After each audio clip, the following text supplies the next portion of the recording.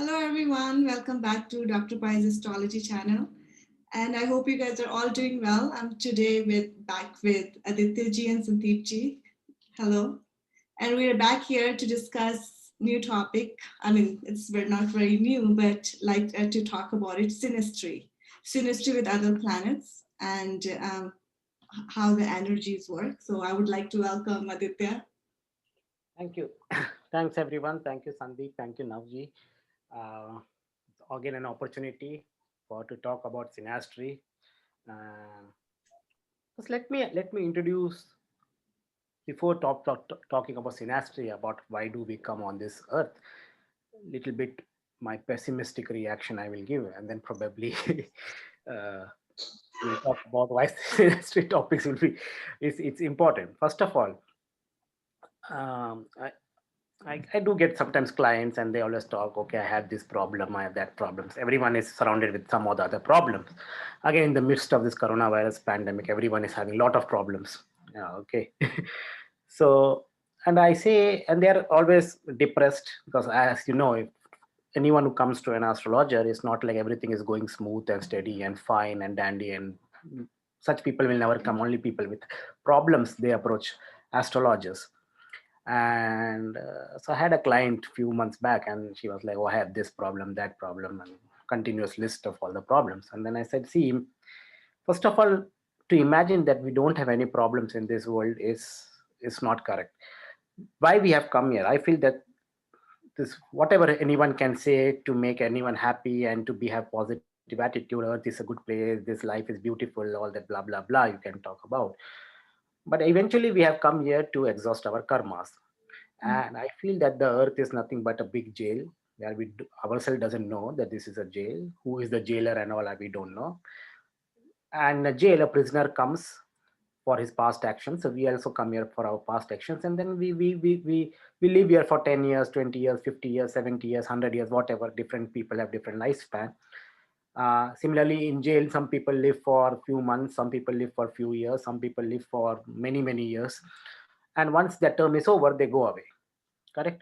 And sometimes if you do good karma, sometimes the jailer will be happy and he will send you a little bit early too. We see in Hindi movies la, Amitabh Bachchan coming in the jail, but Amitabh Bachchan is very good character, and then he goes away from the jail, like he's sent out of the jail for wi- maybe less than a year or so he has for his completion of the term, but he's sent a little bit before based on his good karmas. So same thing happens here. We come here and then we exhaust our all our energy, like all our karmas, what we have done for the past life, and then we go back. Now, yeah, jail is not a happy place. No, jail is it's like a jailer. We have to do our duties there. You see in Hindi movies that all the prisoners will be doing some work. They will be doing that grinding the floor, breaking the stone, something, some work they are given. Same thing we also do here karma, and then they are given food and all accordingly, but not like a luxurious food, something just some type of normal food so that they can survive, but not happy. They are bound by the rules and regulations of the jail. Same thing here. So it's not a very happy and they are free and then they can do whatever they like. It's not a place like that. Same thing here. Probably we also have come here to exhaust our karma. So it's not to imagine that everything will be fine and happy and everything really very, what you say, very comfortable. That's a myth, I feel. We have come here, it's like a big jail, and we have come here to exhaust our karmas. It's going to be a tough place. And then we have to accept that and move over. And once our term is over, and then we could go easily. In that period of time, if you create some more problems, the jailer will be unhappy and he will extend your extension, or maybe you will come back again. Who knows what you will do? So let us do good karmas in those period of life. So that okay, fine. Now the thing is, in the jail, if you go, you meet so many people. The person who goes, you can meet a thief, you can meet a good natured person, you can meet a horrible person, you can meet a murderer, you can meet so many people in the jail. Similarly here, you meet so many people too. First of all, the family which you are born into, those are the first few set of people whom you interact or whom you meet. There are so many. Now if a soul wants to go into a family, it has got certain prarabdha karmas, basically the karmas which has been from his past life, and he needs a set of those conditions where he could satisfy his goal, his parameter, like his aspirations. Like he must have died in his past life with some aspirations which he needs to fulfill. Because of his old condition, because of his unhealthy condition in his past life, he was not able to fulfill that. So that's why he has given a new life, new body, new condition, so that he could exhaust his karmas. That's how it works, I feel, as, as per my understanding. Okay. So that's why where he has come from. And so you are born with a set of, when you're born with a set of your mother, your father, your siblings, and all those people around you. So there is a karma associated with them. So the soul selects a particular family, I will say. It's not that it can go in anywhere, any else. Otherwise, everyone will go to Ambani's family or the most richest person's family, and everyone will be happy. But it's not like that. We all have our own conditions and our own tough or maybe happy conditions, whatever, as per our karmas, and then we are gone into those, and we live that conditions, and then we come out of it. So then it becomes very important. So you're born. So now condition is why you have that set of mother or father or sisters and those type of people whom you meet. So that is, and we always say in Hindi, our my wavelength doesn't match with that person. Is my wavelength doesn't matches with this person or doesn't match with that person. What does that mean? You are not gelling well with that person, person A or person B or person C. So what determines that? So that's where this topic of synastry comes in. And I always feel that first thing which you should do is, maybe you have your own chart, compare the position of planets with of your chart with your near and dear one's chart, and there you will see certain set of conditions. In fact, it's so strange, I didn't even thought about this. I just came into this video, but now I just see an example. Yesterday I was giving a consultation to someone, and I was seeing the chart of the father and the son. The father and the son has so many identical combinations there. Of course, there was 159 connection clearly seen, the father's chart and the son's chart. And very similar conditions, of course, that is very, very rare. Positions of planets, not exact position of planets, but there's some position of planets, planetary position in the same house where the son is having, where the father is having, and the father's lagna and the son's lagna is again 159. So there's something which is playing out clearly. And how this, we were talking how your son's birth influenced your career, your job and other things, and how you are influencing your son's life. So both are like, influencing each other. Similarly, when they always say a lady luck, whenever you get married, things change a lot. That's what I have heard a lot. Wife comes in many times. I think most of the times I've heard that things goes positive, but there are some cases I've seen things are going negative also. But many people have said to me that, oh, when I got married, I got a lot of money. My faith really blossomed. My faith was like, got totally, my life got up, changed to 180 degrees. All that I have heard. So how a wife's chart? So why you are associated with that person?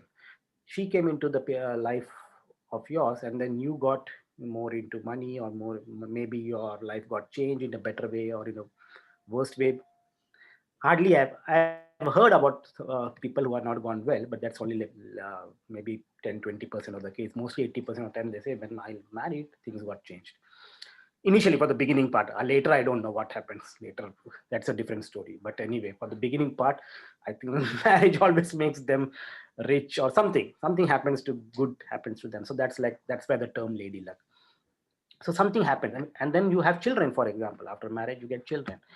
Children has comes with their own set of karmas.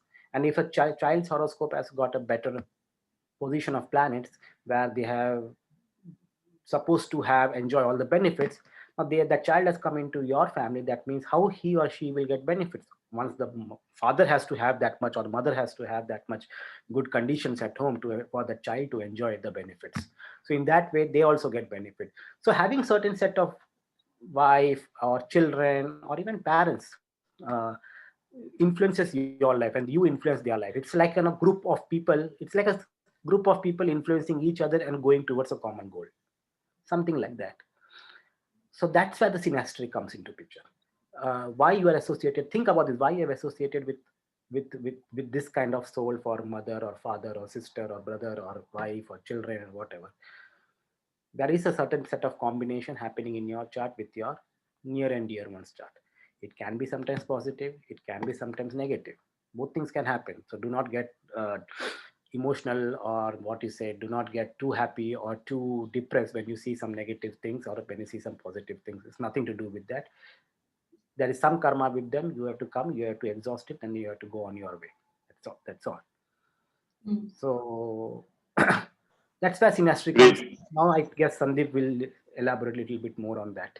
Thank you. great, Aditya. Yeah, no, that's a great introduction. Definitely, the perspective we should all hold is that we have some karma to exhaust, and none of the people who come in our lives are by accident. That's the next thing I can say. None of them are by accident. Not of, no one is by accident.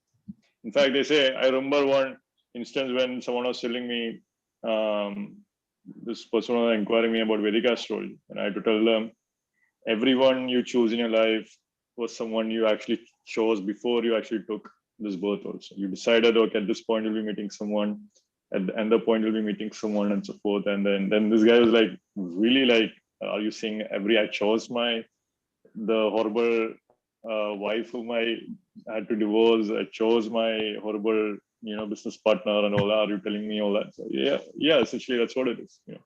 So definitely that is one different aspect that's there. That's a very important perspective to think also. Why did you choose this particular person in your life right now? What are the lessons this person is supposed to teach you? And you hold that perspective, it becomes very, very powerful experience. You begin to see that you have learned from everyone in your life so far. One way or the other, people who have come in your life has actually helped you out in learning some very specific lessons, or making sure the certain experience is gone through so as to help you progress with regard to your own spiritual journey. So remember, let's see real perspective here also. You are trying to progress as a soul here in this Bhuloka, right? So in the earth plane for sure. Now, in synastry is a vast topic. It's a complete topic by itself. In my view, it's a huge topic. Now, in synastry, when you're comparing yourself, the easiest way to do synastry is to compare your chart with the chart of the person who is closest to you. Now, I've seen that you might have a weak chart, but because of the chart of the person who is closest to you, perhaps your father's chart, your mother's chart, your wife's chart, your children's chart, in case, that chart can actually change your entire future. That chart can actually change your entire fortune as well. So in fact, that is one of the things with regard to astrology also. So your chart might be horrible, dashas are great, dashas are horrible, planets are horribly placed, but because of the strength of the chart that of your closest family member, you might actually be able to succeed also. Now, the other aspect of that is that the other person is also a reflection of your own karma also, and you will be able to see the other person in your chart. That is the other aspect of that also. So that is one interesting thing in which you begin to see fortunes of families changing completely the moment you have a child. For instance, astrologically makes sense, because the moment you have a child, the fifth house is activated. Great, then your fifth house is the house of Purva Punya. Of course, usually whenever a child comes into the family, there are always blessings that comes with a child. So financial blessings will come, business will increase. In some cases, you will also see like a promotion happening. A lot of good things will come. Usually that is always the case. Now there are few people who can capitalize on that. When you see a child coming, when you actually invite that energy into your life, you can actually improve your business and increase wealth also in your chart also equally. Now think about the next child. Second child will actually activate the seventh house in your chart. Now second, you'll see that most of the marriages have two children. And two children, the second child is going to be, most of the time, most of the married couples will be like, okay, we are done at this point, right? So now we are stable, marriage is stable and all that.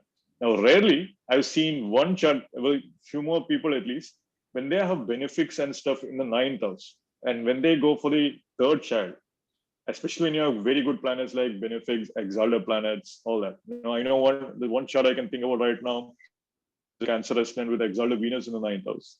And then, the moment that she became pregnant with the third child, her business boomed hugely, that big time, making, tens of thousands of dollars every day. And so that was small business also. So literally so you can see that the moment when the child came into your life, that particular house got activated, that particular planet got activated, the blessings associated with that planet got activated. So that's the first thing you can say. You can try to identify which are the auspicious people in your life, through children, through partners, families, cousins, uncles, relatives, all that. Now, the next thing with regard to synastry is that always look on the planets that are directly interacting with your lagna, with your sun, with your moon, and your lagna lord. These four categories, these are the primary focal planets, as it's called, right? The focal points of the chart, as it's called. If the other person's chart is having any important planets on any of your focal planets, 100% there's a big, strong karmic thing about to play out. You can say that easily. Now, depending upon the nature of the planet, you can begin to understand what kind of experience you're going to have.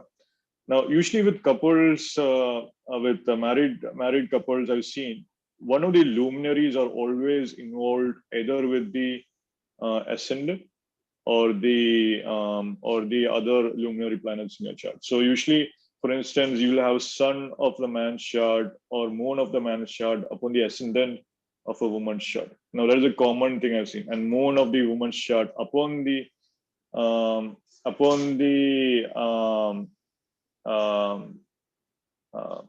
ascendant of the man's chart. That's and sun of the woman's chart upon the ascendant of the man's chart. So sun, moon on your ascendant, mutually you can say 100% there is a big karmic thing to be there. That person can be there in your life for a really long time. There's a reason that person is there and so forth. That's the easiest synastry you can see. That is one thing you can immediately see.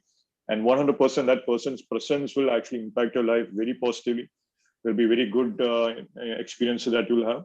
Now, usually where the sun is on the ascendant, this person is giving you directions. Do this, do that. That's what this person will say. When sun is on the ascendant, the sun person will be like the king for the other person's life, or will be giving vision or light to the other person's life.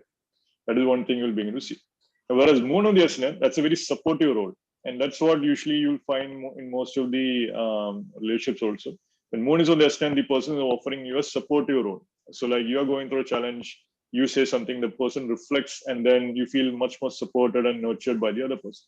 In fact, moon on the ascendant is huge for our relationships, a very great thing for improving emotional comfort and emotional bonding and all that. So moon is the emotional planet also. So you can see that very, very strongly. Now so sun, moon, and now the other thing you can start to look at with the ascendant is the ascendant lord also, right? So if the ascendant lord of the other person is interacting with your ascendant, that means that as part of that particular person's karma, as his ascendant lord karma is being, released into this world, then your life path is also becoming part of that also. Now, usually the ascendant will be activating the ascendant lord of the other person very strongly also. Now that is also very, very strong bond for sure, not all over that. What I've seen is that, say you have a ascendant of one person interacting with the ascendant lord of the other person, for sure you can say their life paths are mixed. One way or the other, there is a life path karma, there is a shared karma. One way or the other, there will be a bond that will play out and so forth also. Now, and then the same thing can play out if the ascendant lords are also interacting also. Now, again, so ascendant to ascendant lord, ascendant lords also, if they're showing, then one's life path was going out in that particular planetary way. The other life path person is going with the other person's way. But one way or the other, the planetary interaction will also play out. Now, usually in the relationships and so forth, you begin to see these planets interacting the 1-7 axis very strongly. Sun, moon, lagna lord, either 1-7 relationship is very strong. Or sun, moon, lagna lord is actually in the 7th house also, is one more thing you're going to see. This particular category of planets and so forth. 7th house kind of relationship, for sure, you can say there is a very good potential for business partnership, very good potential for relationship kind of things to play out, all that. You can see that very, very strongly. Now the next set of placements which these planets will be very good will be the angle houses, or the 1st house, 5th house, and the 9th house of the chart. Now, sun, moon, and the ascendant lord going into the 5th house in your chart or the 9th house in your chart is also equally strong, and this person will be a good influence in your life one way or the other. Now, I just introduced the important focal planets here. But for relationships, two more planets need to be considered additionally, especially the influence of planet Jupiter and the influence of planet Venus.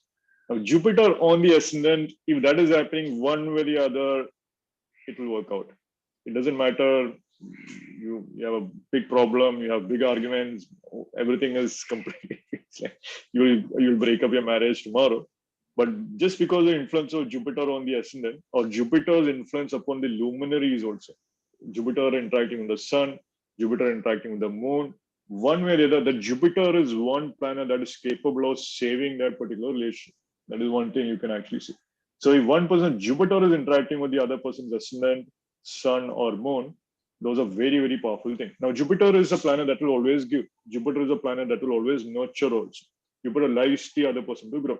So that is what you need. So think about someone, Jupiter is on your ascendant, that person, the Jupiter person wants you to grow. That is the role of the Jupiter also. So in fact, you will see a lot of growth when a person Jupiter is falling on your ascendant. No doubt about that.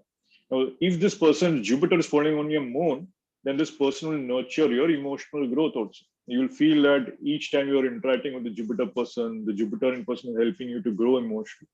You will feel that also very strongly. You'll begin to feel the influence of that very positive influence. You're going through emotional tough times, but the Jupiter person is kind of uplifting. You'll begin to feel that very, very strongly when the Jupiter is interacting with the moon, for sure. Jupiter interacting with the sun, you'll begin to see that the Jupiter person is inspiring the other person to be themselves, right? So they'll be just be who you are, just do yourself. They'll actually encourage the other person to give off more light also, to come out more in the public, to be more active, to be more visible and so forth. That is one big influence you'll begin to see with Jupiter. With the luminaries. Now, Jupiter interacting with the ascendant lord is also very, very excellent, because again, Jupiter is a benefic that will actually help you out with regard to your own life path eventually.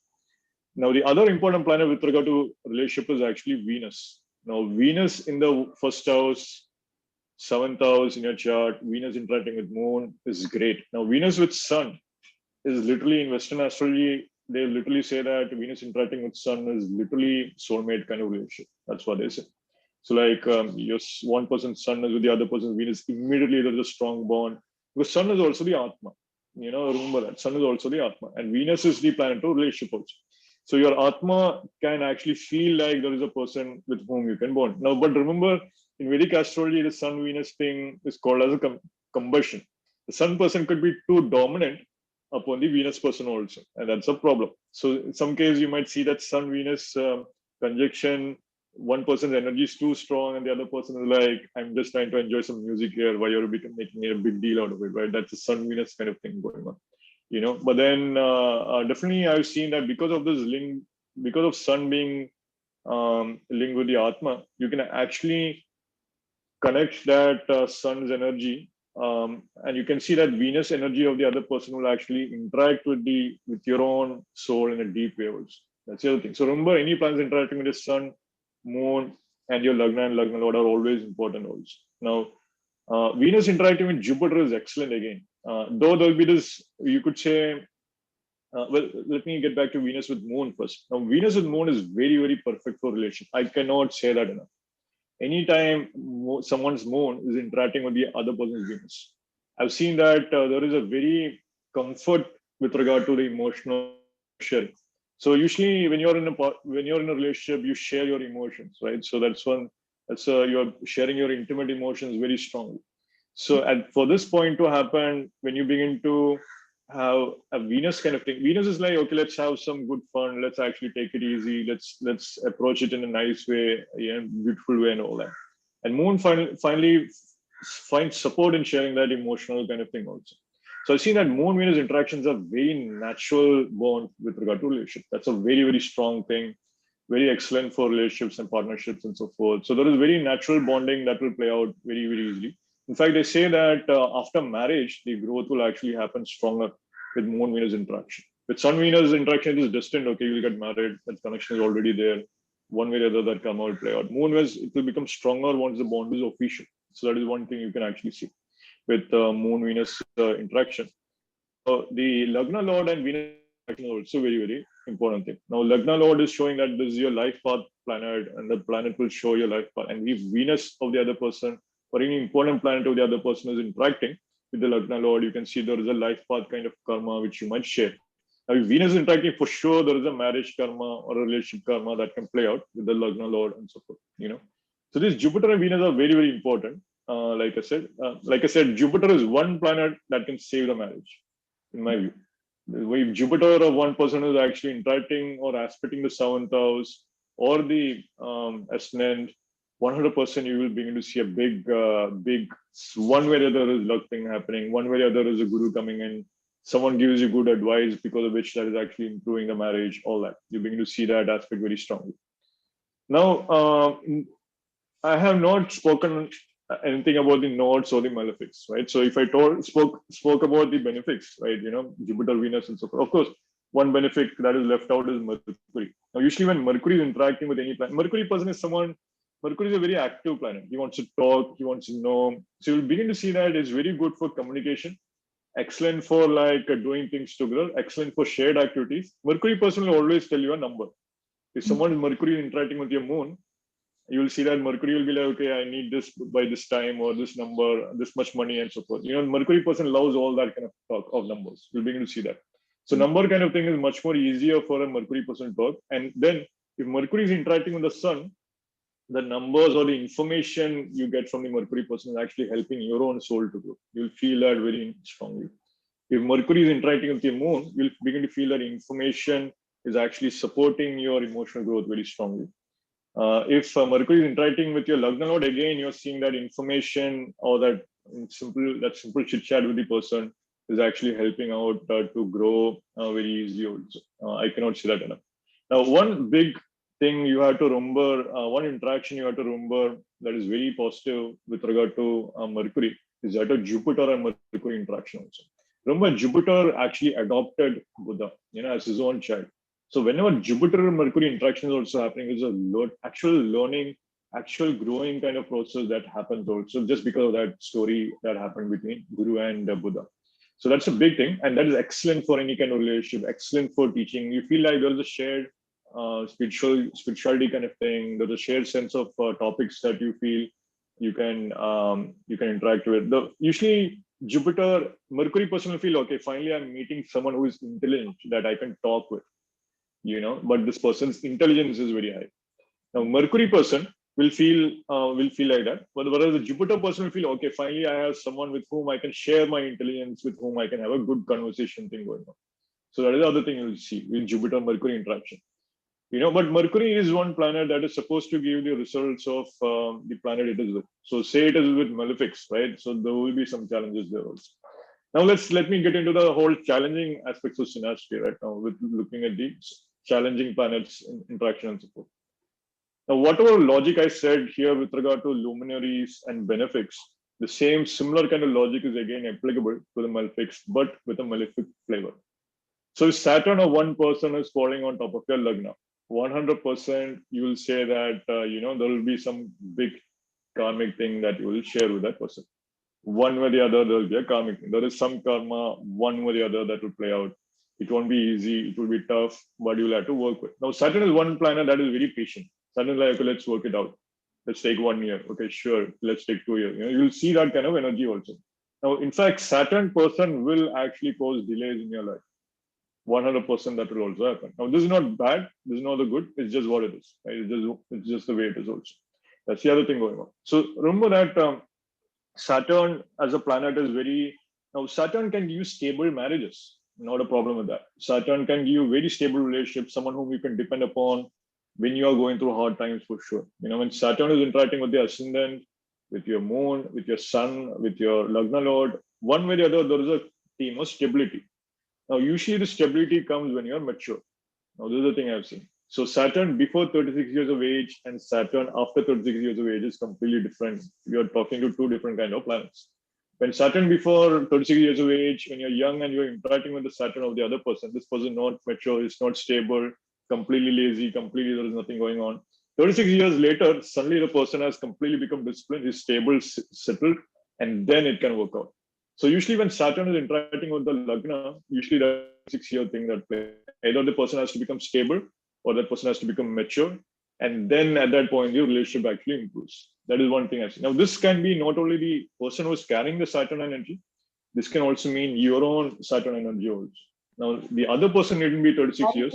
Even See, we Go ahead. are talking about now. You said, okay, Saturn is influencing on the Lagna and all. Saturn is Right. influencing on the Sun, Moon, and all.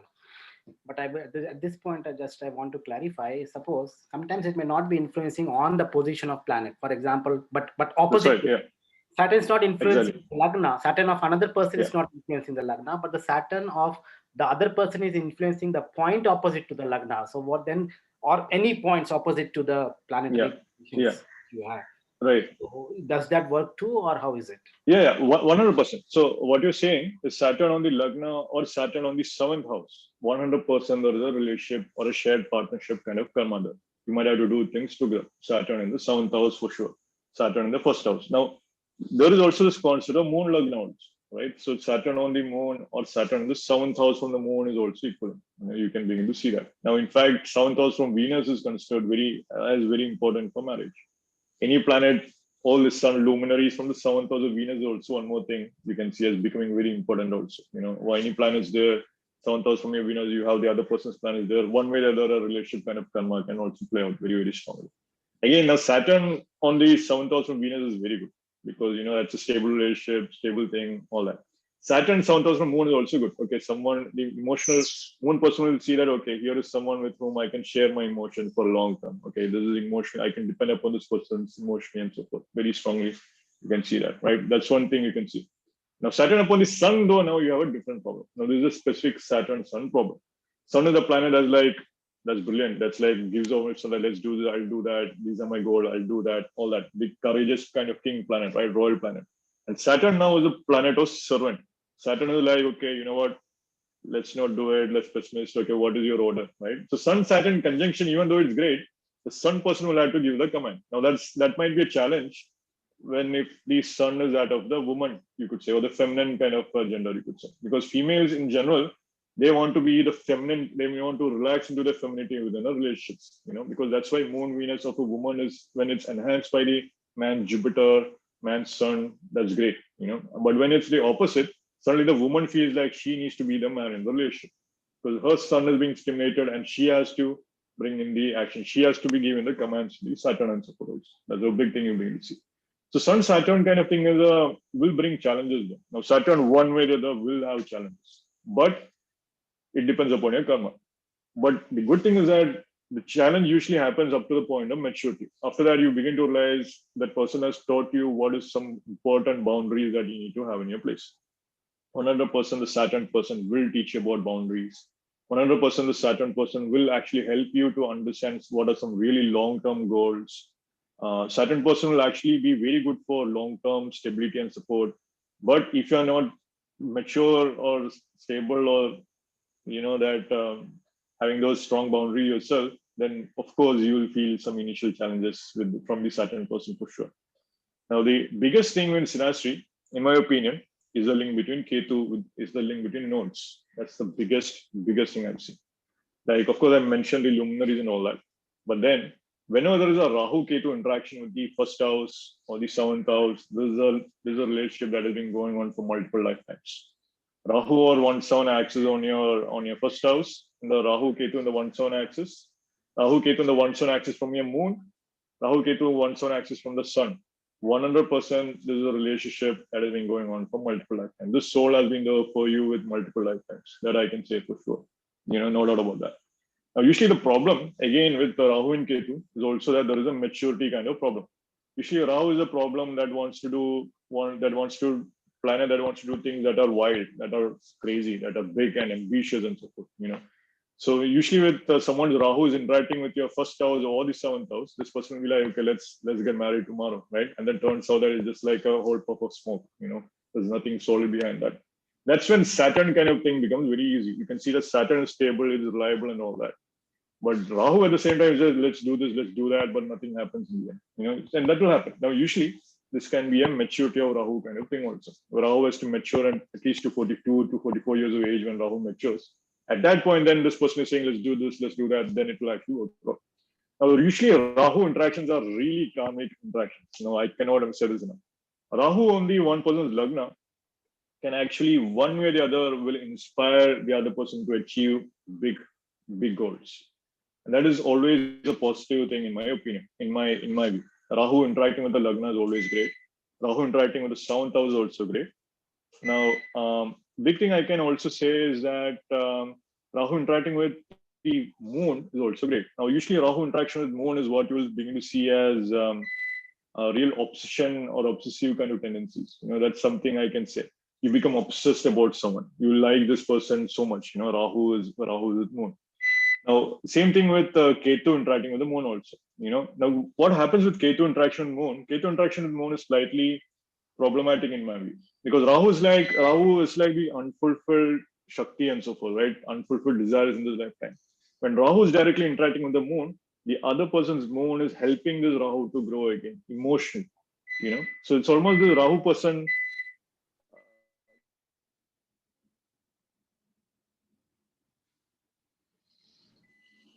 Yeah, can you hear me now? Yeah, that's fine. Yeah. So just saying that, yeah. So Rahu interacting with the other person. Rahu became active. Exactly that, right? Darkness came, right? So for sure. Yeah, for sure. Yeah. So if Rahu is interacting with the other person's moon, that is always considered as a positive kind of thing. But you always have to be prepared for the Rahu kind of energies to play out also. Because Rahu will be challenging, Rahu will push you. Rahu is like emotionally, the moon person is like, okay, I'm comfortable here. I'm in my home. It's all great. I'm in my zone. Rahu person will push your emotional boundaries quickly. Rahu person is like, let's do something crazy. Let's go. Let's do it. Let's change your thing completely, right? All that. So that's the thing you'll see. But usually Rahu interacting on the moon is always a positive thing in terms of emotional growth. And there is, you can say the Rahu person helps the moon person to grow.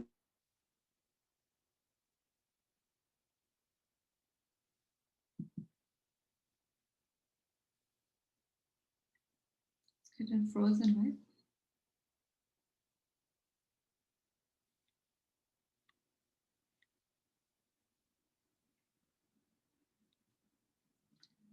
Oh, are you there, Aditya? Oh, mute. Yeah, I'm muted. Sorry. Yeah. I'm muted. Sorry. Yeah, I'm there. I think he just got cut off. Maybe probably we'll wait for him to come back. I think I've noticed with Rahu moon synastry, there's a lot that Rahu person can learn from the moon. Oh, okay. Yeah. Yeah, very karmic, because Rahu Ketu is nothing but a nodal axis, very karmic axis, they say. So a lot of karma can play out. That's for Right. sure. Yeah.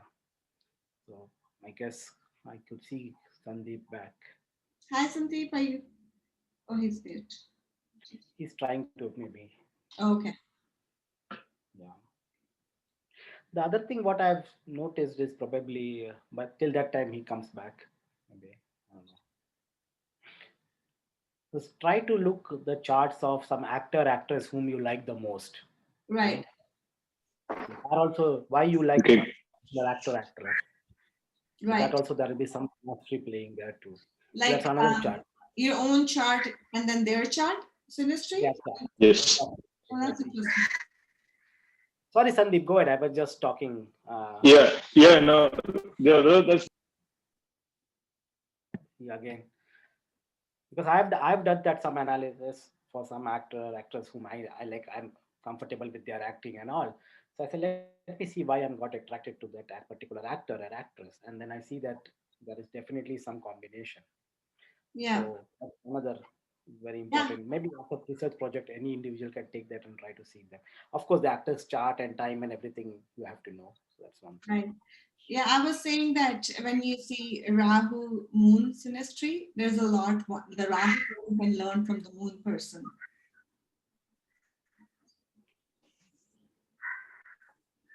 Yeah. Well, one thing. I think my Rahu is very strong. So for sure. So let's see. So I was talking about Rahu and the whole thing went down, right? So clearly Rahu. So clearly you can see Rahu kind of can bring darkness emotionally also in some case, to be frank. So that's the thing that we need to be prepared for. The thing is that the love of your life. Now you're talking about Rahu. Ones you can't forget. Yes, Sandeep is talking about Rahu probably. So in your chart, somewhere Rahu may be influencing now. When you're talking about Rahu, the synastry of Rahu on your Rahu may be happening probably. Yeah, definitely. I can say that with usually when Rahu Ketu is interacting with the one sun axis, moon, that's very, very important. But especially with Rahu over moon is very good emotionally. The emotional growth is very, very strong. Now they say that man's Rahu on woman's moon is supposed to be great for synastry because then man will help the woman to grow emotionally, very easily. Man's Rahu on the woman's sun is is not so great because now the woman is into this, right? So that's not supposed to be great. But you'll find that one way or the other, the man is increasing the confidence of the woman, making her become self-reliant. That kind of good qualities can also come. And man's Rahu is interacting with the woman's sun. Now, the woman's Rahu interacting with the man's sun is considered to be excellent because that actually will help with this particular person, with the man, to actually grow in his masculinity, to take courage, to become like the father, figure, leader of the family, and all that. And so that's a very natural thing. Now, the opposite thing is also that is actually applicable. When Rahu, say, when Ketu is interacting with the woman's moon, that's a challenge. To actually, scatter the person's emotion. It's like it's instinctive.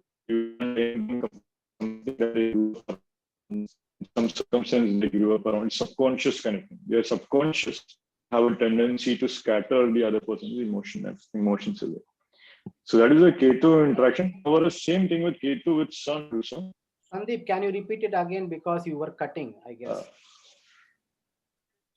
Okay.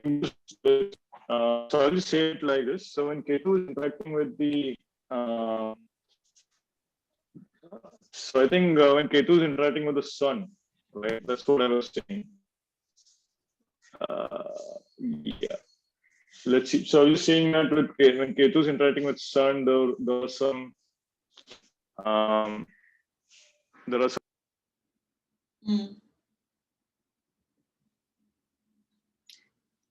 So Rahu problem, Rahu Ketu problem. Rahu Ketu problem. And I know Sandeep's chart, Rahu Ketu is in a prominent place, so probably that has become it got activated. It got activated, exactly. Right. Yes. Okay, great. I should be back now. Can you hear me now? Yep. Yes.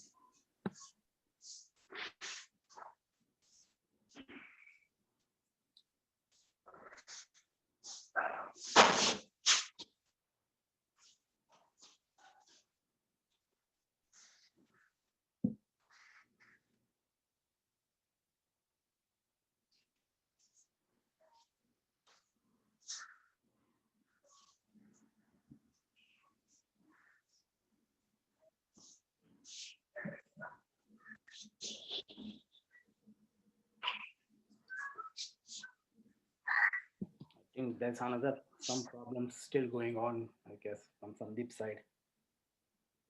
Yeah. Yeah. Something up with the internet. Yeah, some issues. So yeah, I will suggest the people should really take this as a project, maybe whoever, actors, or any persons whom they interact, or sometimes it can be possible that some boss with whom they are working, that if their boss is not, whom they are working on is not happy, then take their charts. If they know their birth time, who is giving a tough time, just superimpose their chart with that boss's chart and then try to see. And that happened once to me, and I was just looking, and then I could find a lot of synastries between me and my boss who was giving me a tough time. So there it really worked well. So right, we can do that, all those experiments, and try to learn on this topic more. Okay, go ahead, Sam. Yeah, I can.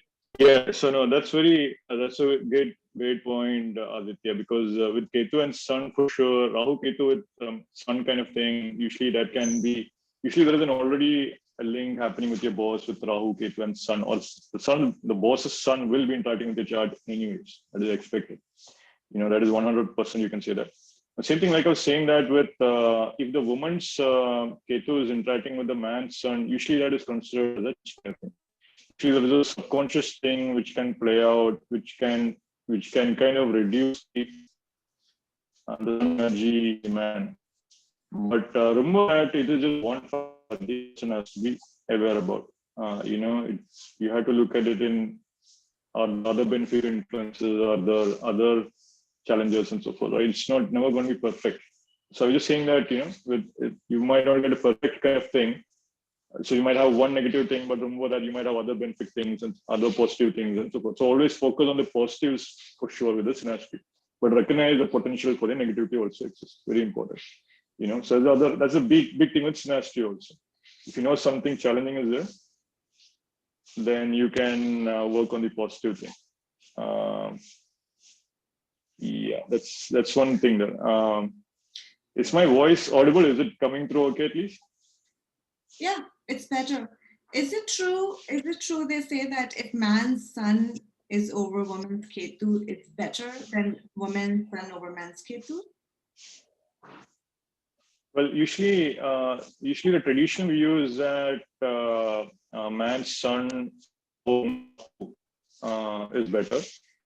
And if woman's sun is on man's Ketu, then that is also because the energies of sun. So Ketu will always scatter the energy of that wherever any planet interacting with that. That is the thing already. Now, usually Ketu with moon is a challenge, is what I've seen, because the person will feel that their emotional sharing is being denied. The thing I can say is that now one important thing you have to recognize if Ketu is in the chart is that this is past level. One person is the past level. So Ketu for a person's moon, the moon person was the mother to this two person in one past lifetime. Ketu over a person's sun, the sun person was the father to the other person in a past lifetime. Ketu over Venus, this person was a wife or a spouse to the other person in a past lifetime. For sure, you can say that. Ketu over Mars usually is a good friendship or a sibling kind of link. Ketu over Mercury is, Ketu over Mars. Yeah, Ketu over Mars can actually be, can show a good friendship or a good bond between siblings. Could also be like a sexual partner or a passion kind of thing also. Ketu over Saturn, you could say, is actually linked with, someone you worked with before and so forth also. Now, Ketu over Rahu, this is a karma going on with multiple lifetimes. Straightforward as that. So there's a multiple lifetime kind of partner that you're interacting with. But yeah, Rahu Ketu is a karmic link. Now, Rahu Ketu interacting with the Venus or Jupiter, it's a great influence. Now, usually remember that you have to recognize the potential for Ketu to scatter away the energy. So that's a very, very important thing to recognize. Ketu is your own past experiences, your own past life, your own deeper subconscious. That's why the Ketu or Venus, what I've seen, usually the tendency that one person, the Venus person is just having a good time. They're just trying to enjoy life and whatnot. Now the Ketu person will tend to just scatter their energies away, the Venus person away in a strong way. And then they have to, if there is a spiritual bond, then this is very, very powerful. If there is a link of spirituality, then it's very, very great. Ketu, Venus, or any of these Rahu Ketu interaction with any planets is extremely powerful if you have a spiritual bond happening. In the sense that you have a shared spiritual practice, you do some spirituality prayers together, all that. Extremely, extremely powerful thing when you have Rahu Ketu interacting with any other grahas, if you have a spirituality aspects. Ketu over Venus is literally, it can give you enlightenment through marriage. Ketu is moksha karka. Of course, the mechanism could be different. Like you don't know if you'll be happy or not, or whether it's like, it won't be like a material kind of thing. But the spiritual aspect could be extremely strong when you have Ketu interacting with Venus, So that is one thing. Now, the other planet, which I haven't spoken about, is Mars, Mars is the planet, I kept that to the end, because Mars is the planet that will tend to make you angry, that will tend to make you fight with someone else, and that will tend to make you argumentative also. So you kind of have to approach Mars in a cautious way, in my opinion. So remember that Mars is always going to be kind of a challenging kind of planet. Wherever Mars is there, the person is likely to make you angry with regard to that particular interaction happening. So Mars on your Sun, this person will be a great soul. This person can also make you angry at the same time. Mars on your Moon, 100% there's a anger thing that will play out. Mars over Venus, for sure, sexual attraction is extremely strong. But you might feel that the Mars person is becoming very aggressive in the relationship. That's one thing you're going to see. Mars over Jupiter is great. Now, Mars over Jupiter is one planet that is kind of wise to handle the challenges and the energies and so forth. Mars over Venus is very strong sexual attraction. Now, Mars over Rahu is an actual problem waiting to happen unless you are mature enough to handle it, in my view. What can happen with Mars over Rahu is that the one person is triggering the other person's aggressiveness. That can be a problem. Now, this depends if there are benefic aspects, if Mars is in good dignity and all that. But this Rahu interaction with Mars can actually make the other person become very angry. That's one thing they need to be very, very aware about. Let's see.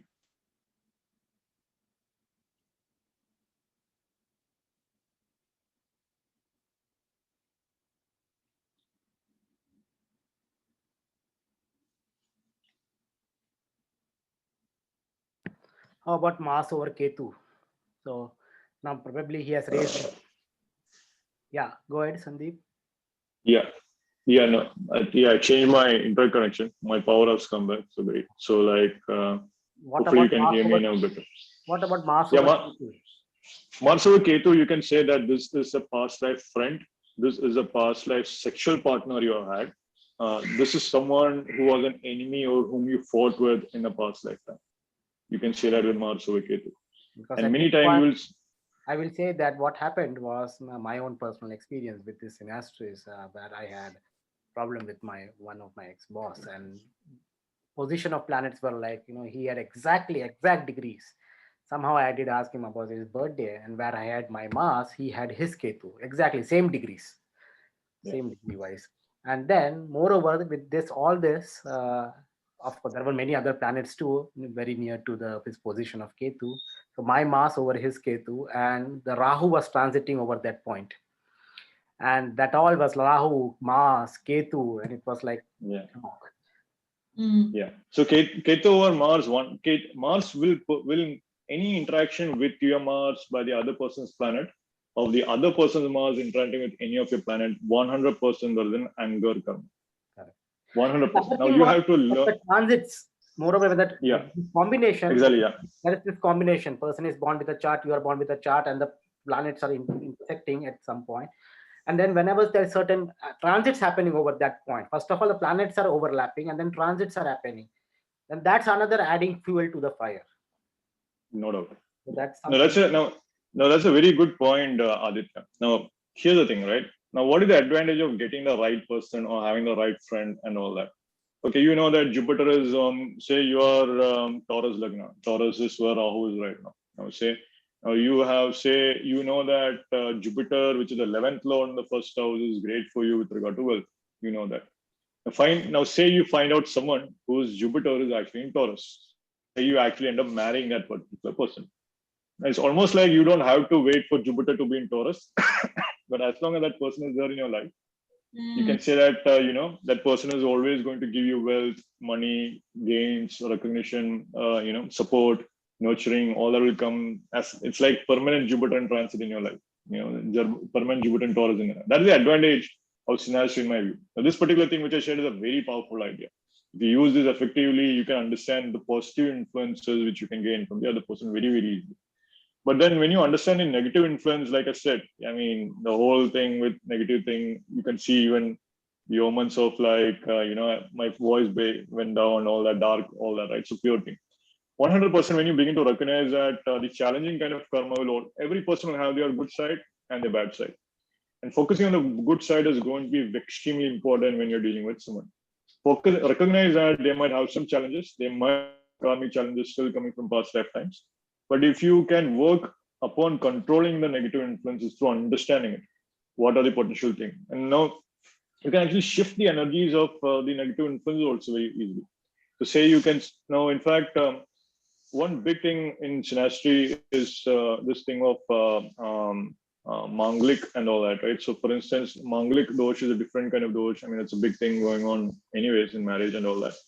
But now I've seen one couple, for instance, the man was a Manglik. His Mars was in 12th house, aspecting the 7th house.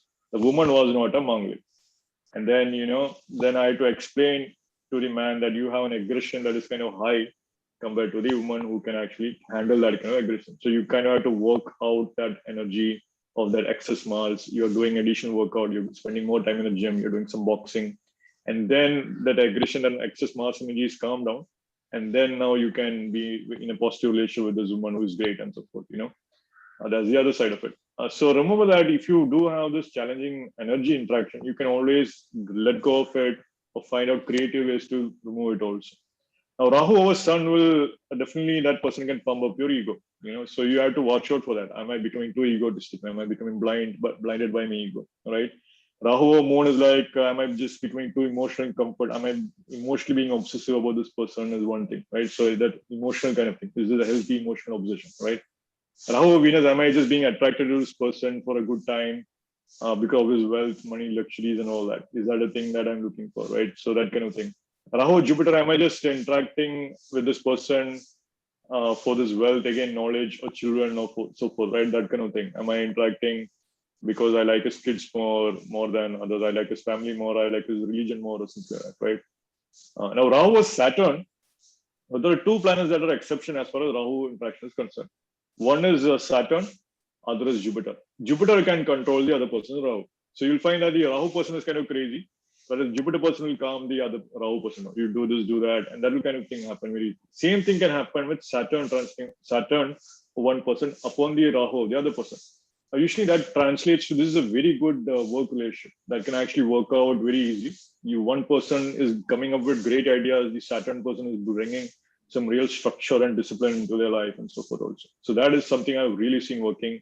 Great work relationship. The Saturn person will be Saturn. 100% will be a challenge thing. The person will be forced to be disciplined about many things. They'll feel restricted for sure. Saturn person will make you experience karma. No doubt about that. I can say that for sure. But Saturn will control your Rahu and can help you with deal with your Rahu kind of karmas also for sure. That is the other thing I can say. Now, Ketu with Saturn can be challenging though. Ketu interacting with Saturn. I've seen that usually you try to work together, but then there is a challenge that can come because either the Ketu person is subconsciously letting go of the structure and discipline of the other person. So they kind of have to recognize that and recognize the strength kind of thing and so forth also. That's a big thing I've seen with Ketu and Saturn. But 100% you can say Ketu Saturn link is a link that is coming from past lifetime, you can say. 100% they worked with the past lifetime. They did something in the past, no doubt about that. And usually it's a past life karma that is bringing both of them together. No doubt about that. Now, in my view, Rahu Ketu interaction with any planet, if you do spiritual practices, you can take it to great heights.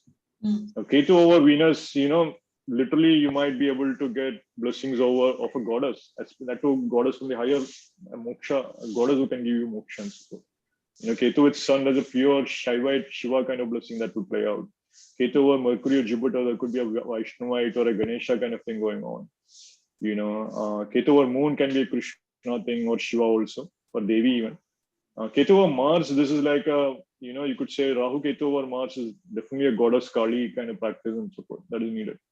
And Ketu over Saturn is going to require again a Kali or your ancestral gods, your family goddesses, your Kuldevata, Kuldevi, all that.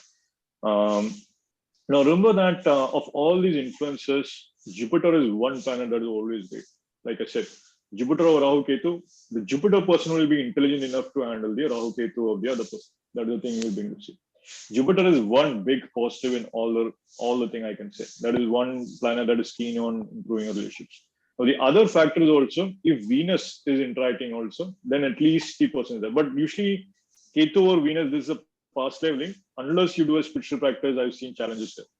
In most of the cases, I would say you are alcohol and forget you're non-existent. Your Rahu is strong. I've seen that then if that be the case, now Ketu over Venus or Ketu over Mars or Ketu over Moon interactions are the usual problematic marriages or problematic early kind of relationship potentials that I've seen. I mean, in some cases, what is actually happening is that you have already married this person in the past lifetime. And that is why the bond, the first connection is very instant. Because Ketu with Venus, Ketu Moon, Ketu with any planet, the first bond is very instant. But the problematic bonds I've seen is Ketu with Moon, Ketu with Mars, Ketu with Venus.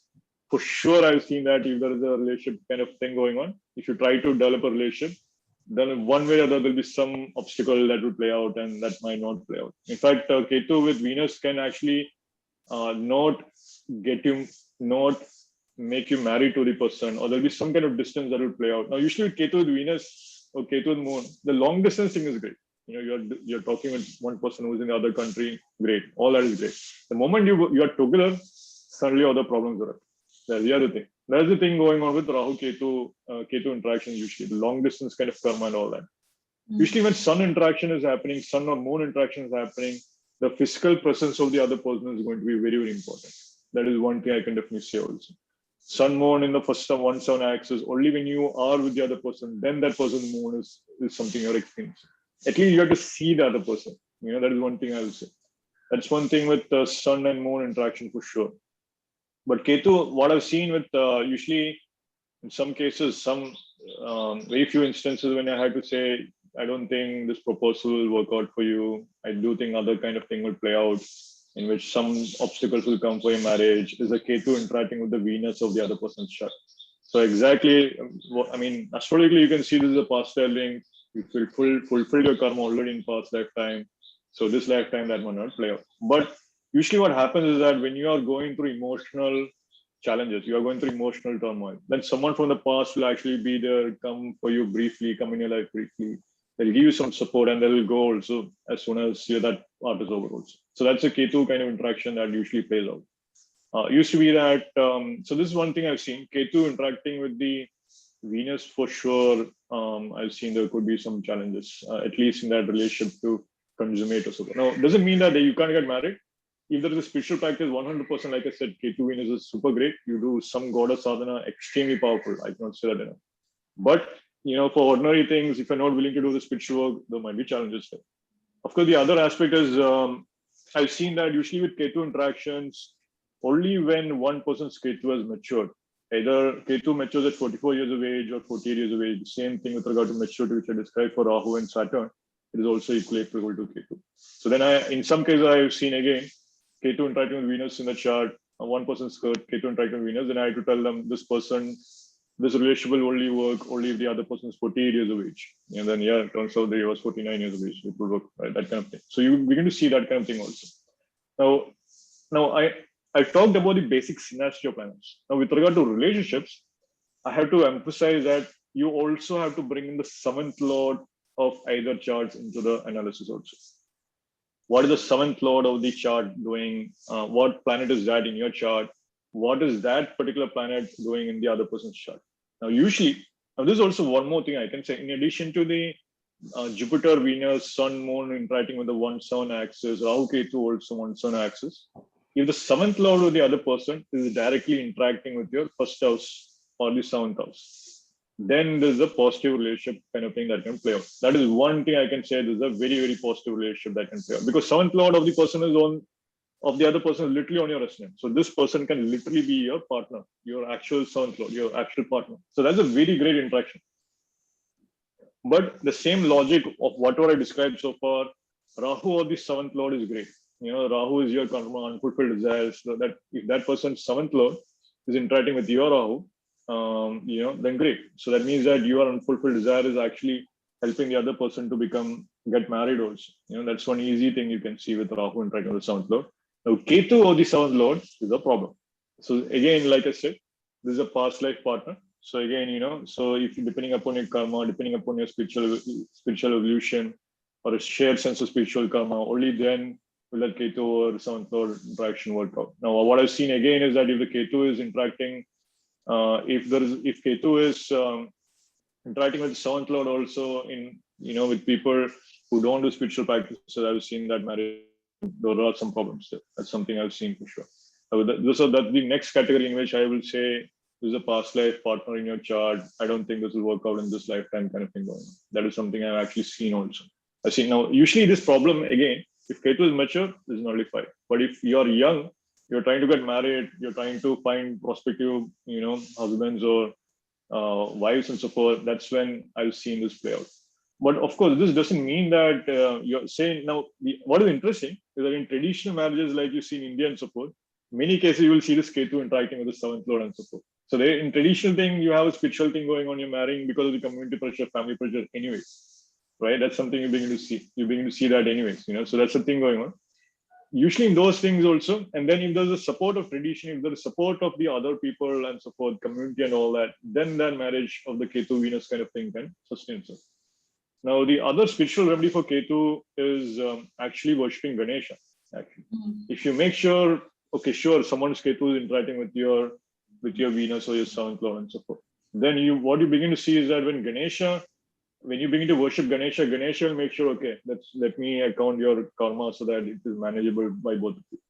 That is one thing, because he keeps track of your past life karma for sure. So Ganesha is one big deity whom you should be worshipping whenever there is any nodes interacting with any of the planets, in my opinion.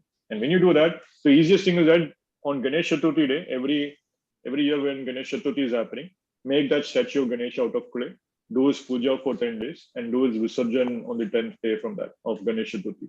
That's the easiest karmic cleansing you can do with regard to Ketu interacting with any planet, especially Ketu interacting with Venus or seventh lord or something like that. So that's one thing. Now, I've seen very positive relationships happening when the ninth lord of the chart, or the seventh lord of the chart, or the fifth lord of the chart of your planets are the same planets are coming from the other person's chart. So that's something I've seen as becoming very, very positive. So that is one house interaction theme which I want to emphasize. So with synastry, we normally look at a planet. We look at planets. So sun is interacting with moon, sun with Mars and all that. Now, so that is one bit. One more thing I can say. Usually, when for women with moon in a particular sign, finding the man with sun in that same sign is excellent.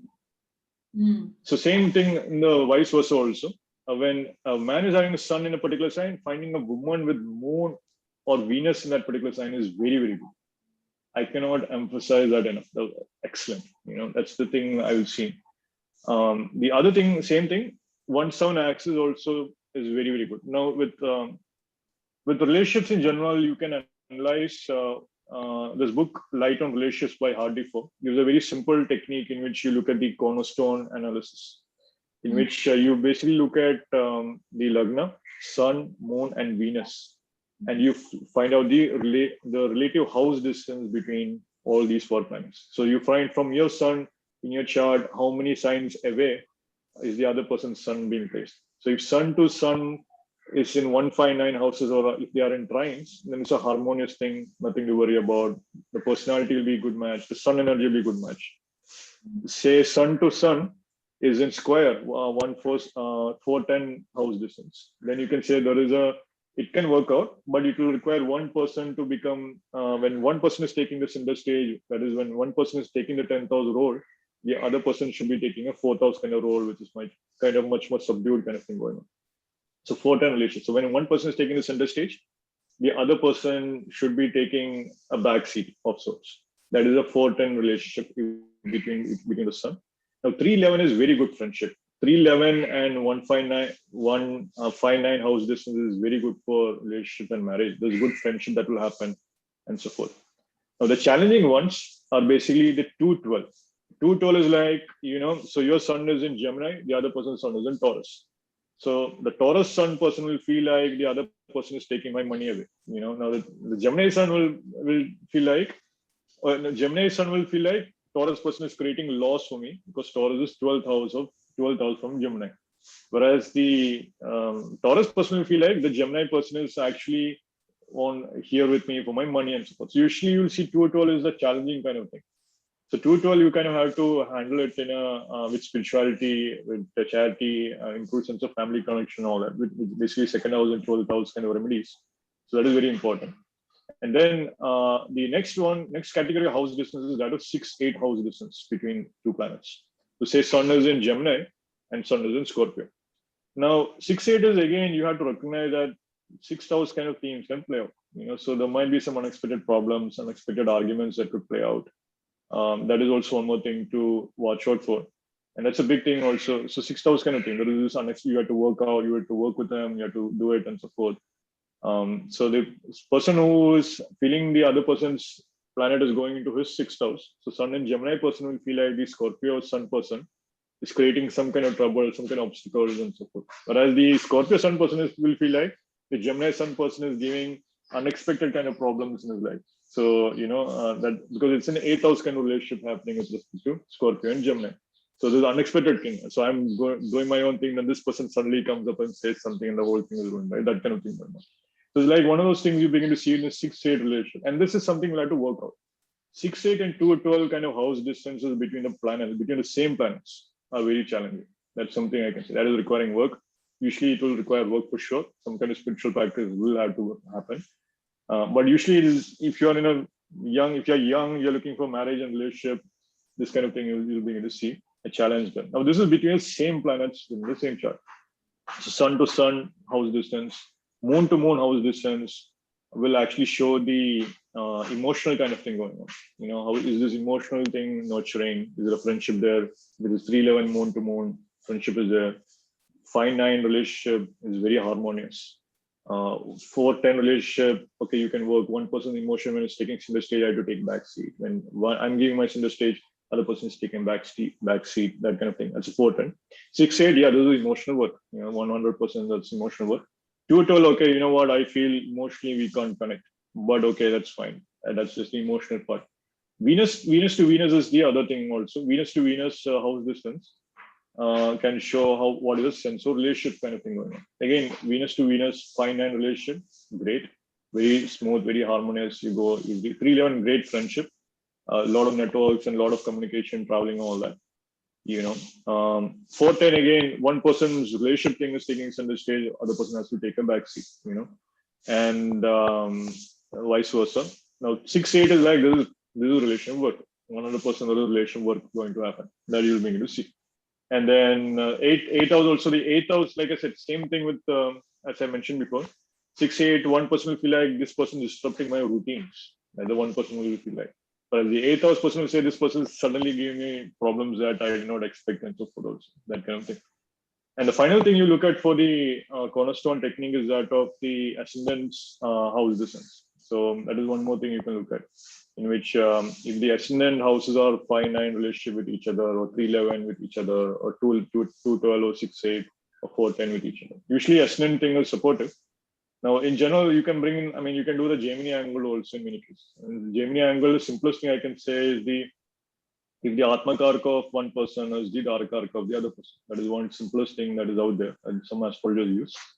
They also look at the Upapada Lagna also heavily. Now, Upapada Lagna is one thing in Gemini that is very positive for very good relationships. But then, if you have planets there, either those planets have to mature and that kind of thing has to play out. So, Upapada Lagna, they usually recommend 4-10 Kendra kind of house distances between each other. That is one thing you can. Now, 1-7 is great. No matter what, 1-7 is great. I missed out 1-7 in the previous thing. That is very, very great. I can really encourage that. Now, what I've seen is that what actually plays out, one, the synastry factor will play out. The planets on the ascendant will play out. Initially, you see the sun, moon kind of energies, 100% will play out. The Rahu Ketu will be playing out in a karmic sense in a big way. Venus and Mercury will be kind of short-lived. But Saturn will play out for a really long time.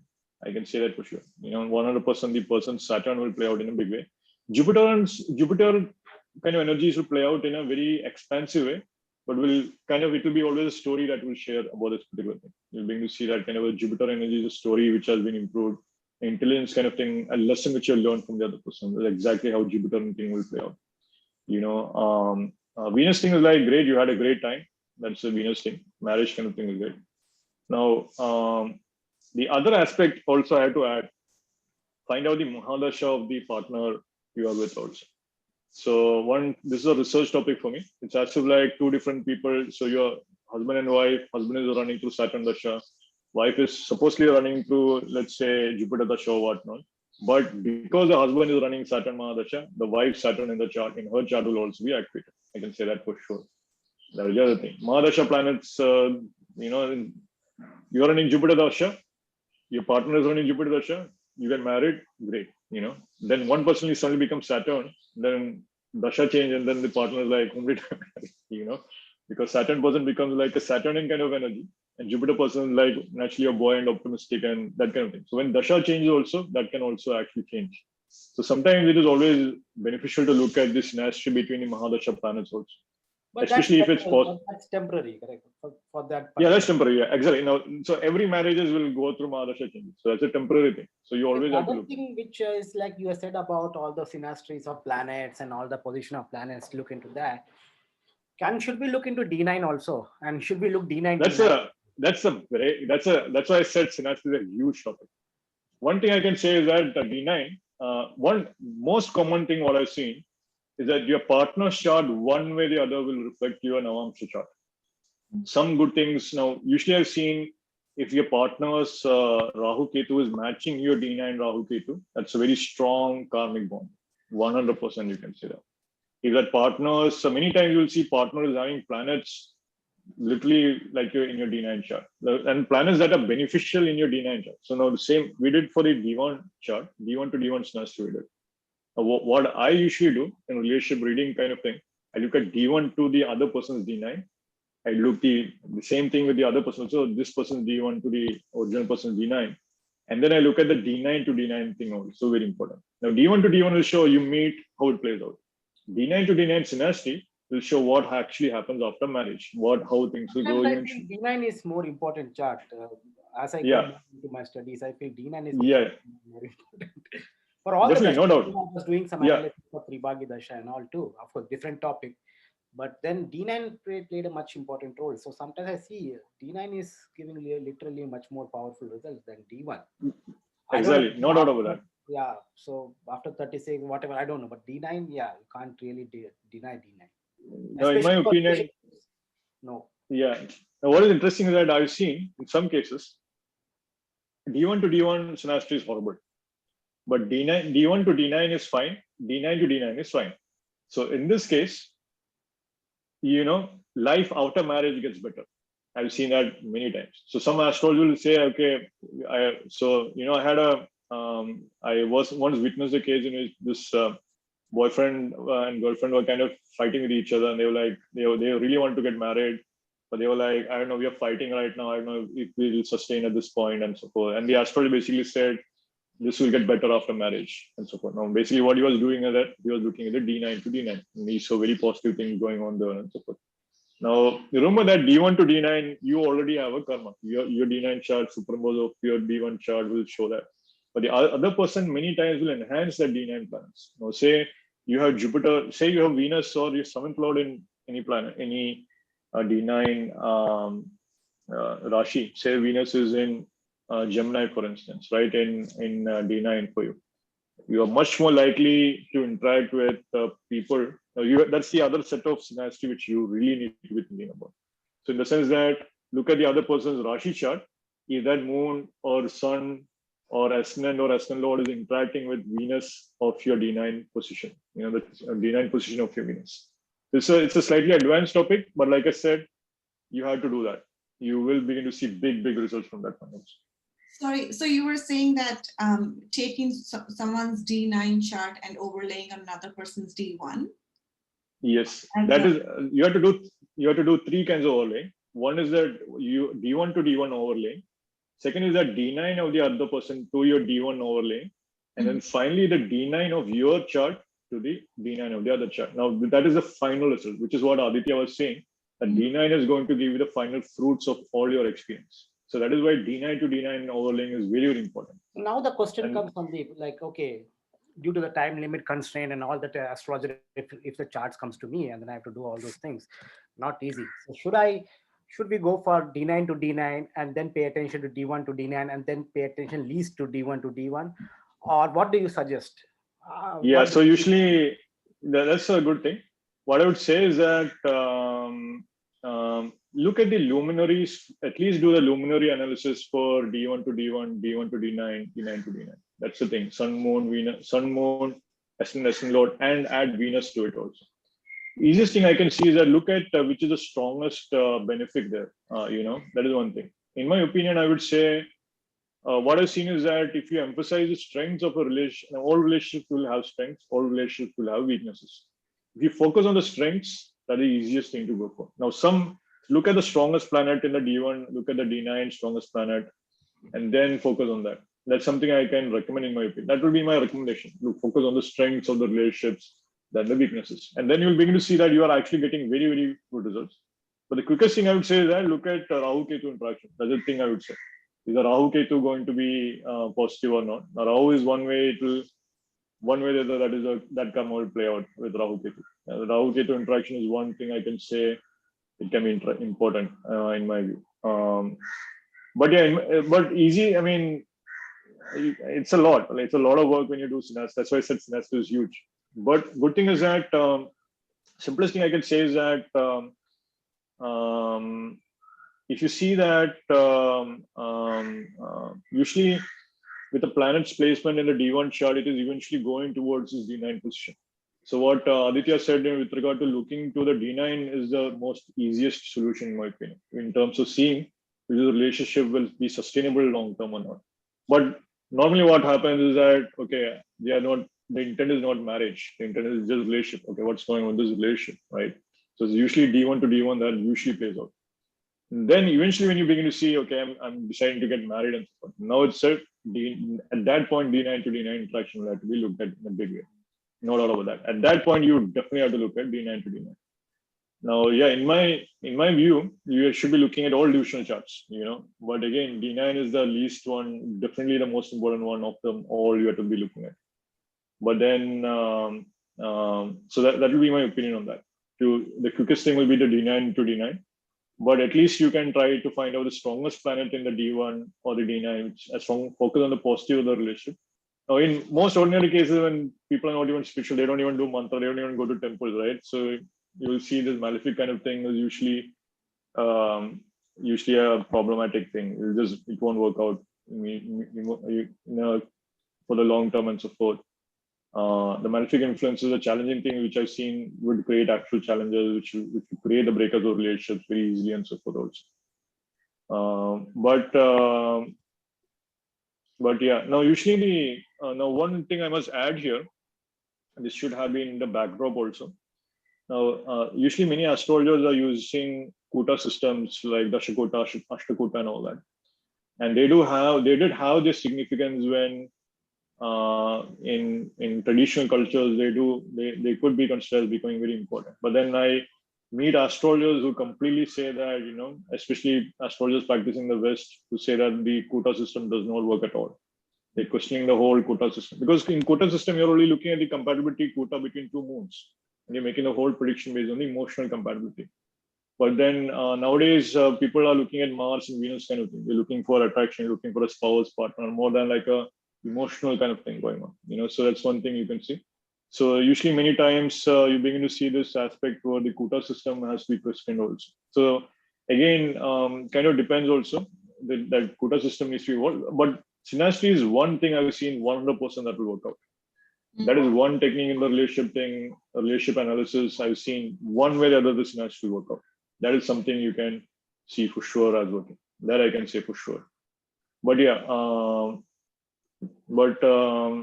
I mean, it's not an easy topic, but if you put in the time, if you work with it, you'll be able to see some really, really surprising results, in my view.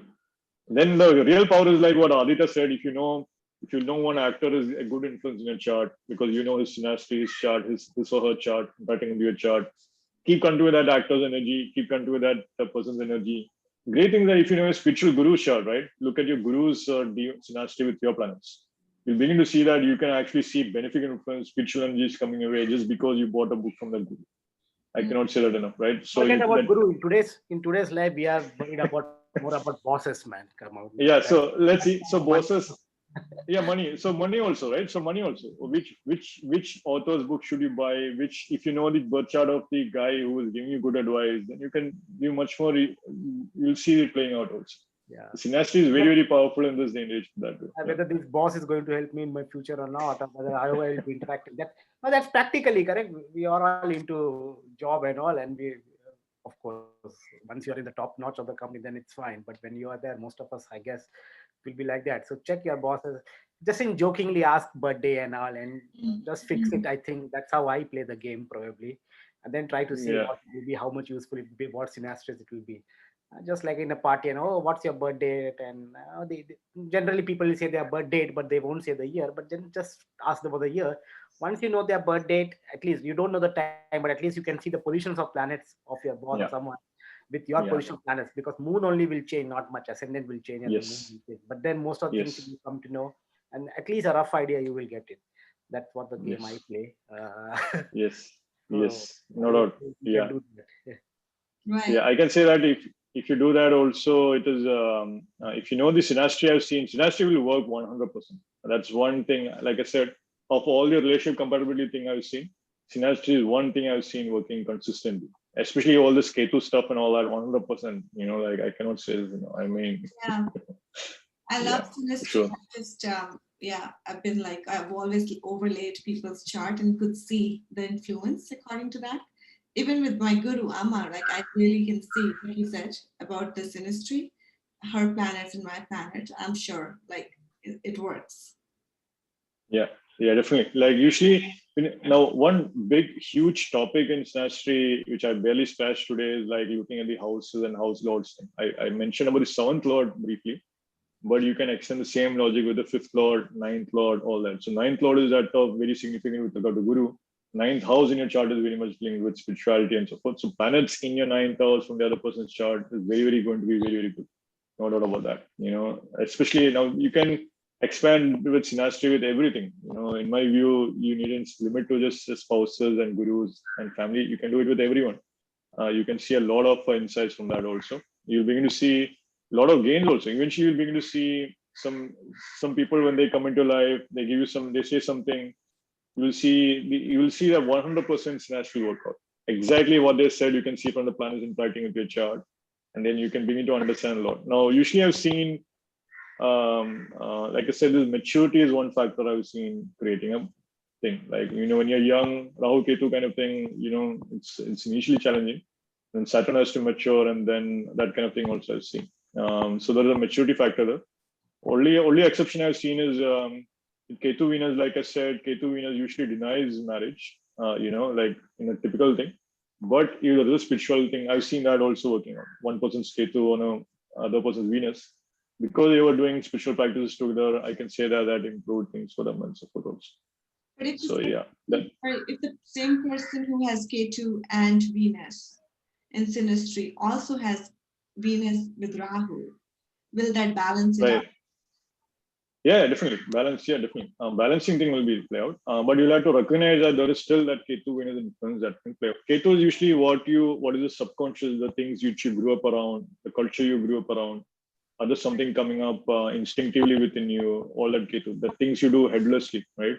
So that is Ketu. The more observant you are, if you do, then you can handle this Ketu Venus easily also.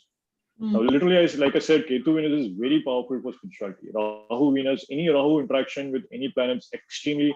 If you know what you're dealing with, the spiritual practices come with those planets, and the gods and goddesses can be very, very powerful. I cannot say that enough. Extremely powerful if you know the Rahu interacting with planets. You'll see one way or the other. The problem is that Rahu is also Rahu at the same time. So initially there will be this very huge power, but you kind of have to with Rahu interaction. The one more additional layer that you have to look at is that of the Lord of Rahu in the chart. Lord of the other person's Rahu. What is that Lord doing? Is it compatibility? And is it compatible? What is the synastry of that particular Rahu's Lord doing?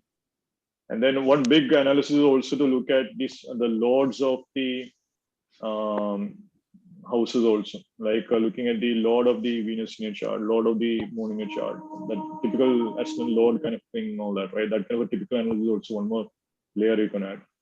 When you can add a lot of layers, but I've seen that the simplest thing is that when you do the D1 immediately it will work out. At least in a physical plane of reality, that will definitely play out. Eventually, you'll begin to see as your dashas change, as you get mature, things do improve with time also. that's also one more different factor playing out also. Yeah. But yeah. Thank you. Thank you so much, Sandeep ji. Thank you, Aditya. Yeah, great. Yeah. Thank you, everyone. I hope you enjoyed the video. Thank you.